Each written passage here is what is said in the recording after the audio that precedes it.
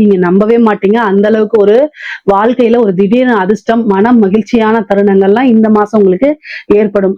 அரசியல்வாதிகளுக்கு நீங்க நெனச்சே பாத்துக்கங்க. 7 சனி நம்ம எப்படிடா ஜெயிக்கிறதுன்னு நெனச்சிட்டு இருந்தா கூட, இந்த மாதம் வந்து உங்களுக்கு டைம் நல்லா இருக்கு. என்ன விஷயங்கள் நீங்க நெனச்சிருக்கீங்களோ அது சக்சஸ் ஆகும். என்ன விஷயங்கள நீங்க எதிர்பார்த்துட்டு இருக்கீங்களோ, இவ்வளோ நாள் எதிர்பார்த்துட்டு இருந்தீங்களோ, அது காரியங்கள் கைகூடிரும். எடுத்த விஷயங்கள சக்சஸ்.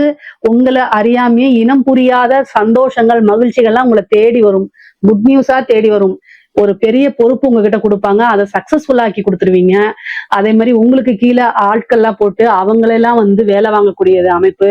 மக்களுடைய 7 சனி வந்து பாத்தீங்கன்னா, பொதுவாவே இந்த அரசியல்வாதிகளுக்கு மிகப்பெரிய யோகம் தான் நான் சொல்லுவேன். எப்பல்லாம் சந்திரன் மேல சனி வருதோ, பொதுமக்களுடைய ஆதரவுகள் கிடைச்சிரும்.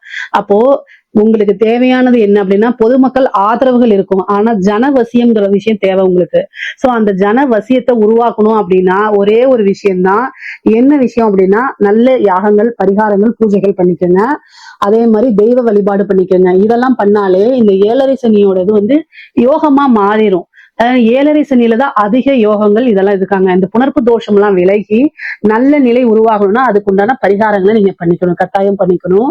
பொதுவாவே மீன ராசிக்கு இந்த மாதம் ஜாக்பாட் அப்படின்னு தான் என்னுடைய இது. ரொம்ப நல்லா இருக்கு. நெறைய அற்புதமான பலன்களா இருக்கு. அதே நேரத்துல ஹெல்த் ரீதியா இருக்கக்கூடிய விஷயங்கள பார்த்துக்கணும். உயில் சொத்துக்கள்லாம் வரும். வண்டி வாகனங்கள்ல போகும்போது கவனம் தேவை. இத தாண்டி வேற எந்த நெகட்டிவுமே கிடையாது. இதுல ஏதாவது சந்தேகங்கள் இருக்கு அப்படின்னா கமெண்ட்ஸ்ல கேளுங்க. கட்டாயம் நான் ஆன்சர் பண்றேன்.